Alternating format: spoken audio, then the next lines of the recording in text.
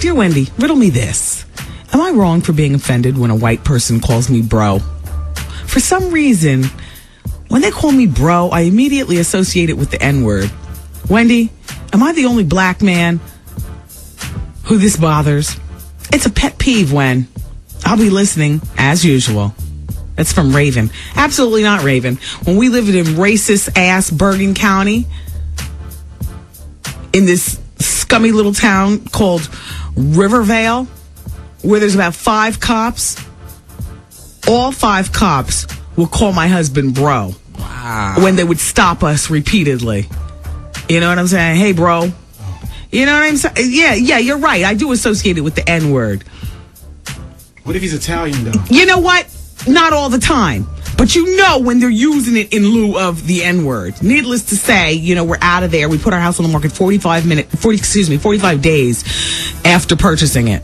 And we were the first owners. Literally, the last nail went in and we moved in thinking, you know, okay, you know, put it back on the market 45 days after moving there. Fled to another home while still owning that home because, you know, you can't have any Negroidian signs of Negroidian living because now we're realizing, you know, the whole, you know, so we had to clear the house and ended up selling it, you know. Gangsta. Well, I mean, you know what? It was survival. It was a big lesson. You know, you remember when we were going through that. Yeah. Have to leave a party by like 11 o'clock and stuff just to get home before 1 o'clock because that's when, you know, all the bro callers, and they knew. You know, we were the only black people that lived in the town, followed by bro at one point. It was, what made you move here, bro? You know, you're the only black people in this town. What? Crazy. Yeah, well. We were going to get Hunt Hamlin and Ridley on the case. Uh-oh.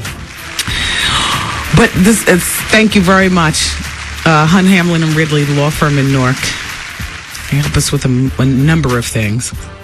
But you know what? Sometimes the best thing that you can do is just pass along the message to others.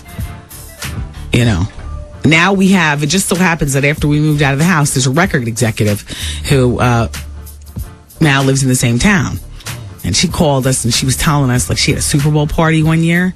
And she's an executive. There was a few celebrities, you know, that came through. But, you know, everybody on the hip-hop and R&B set, everybody got stopped on the way to the house.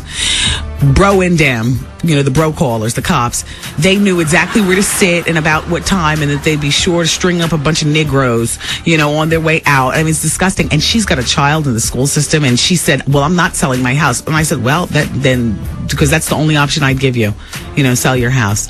She didn't want to do that. I don't know if she's still living there. Probably she hates it. She's unhappy. Yeah, she's unhappy. You know what I'm talking about? Yeah, she's unhappy there. Or she was at the particular time. It's terrible. You know, boyfriends and stuff. She's a single mother. She wants to have, you know, gentlemen callers. I'm like, you'd be better off meeting them out on Route 4 in Paramus or something. You know, because it's really no fun. We used to spend more time, and the house was literally just right over the George Washington Bridge, you know, River Vale. We used to spend more time staying in Manhattan, you know, in hotels, because we'd leave a party and it'd be 3 o'clock in the morning. We wouldn't be bombed or anything like that. Perfectly able to drive home. But who feels like going through that crap? So here we are living like a spit from the city, but we'd stay in Manhattan just because we don't want to deal with, it was just, it was crazy. Wow. It was crazy. Wow. It was crazy. It absolutely was. Shout out to River Vale Police Department. You can put that where? Back there. Put that where? Back there. You racist.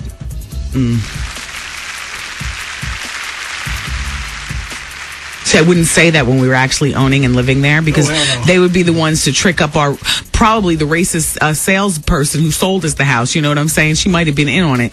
Give them a tour and have them spit on the carpet and, you know, smear excrement on the wall, you know, because you can hear where I am. I'm at the radio. You know what I'm saying? Yeah. You know, you can monitor my husband's car. You know, you hear that and see that spinning from 25 miles away. So you know when nobody's home to be able to go and, you know, just wreck the shop. Yeah. It was just crazy. It was just a crazy time. Like showing that, hey, you worked hard, you did what you had to do. Right. And it ain't about, even though you can afford to go there, but I think now when you graduate and then you go on, whether you make it to the NBA or whether you go back into acting. Obviously, you have an NBA.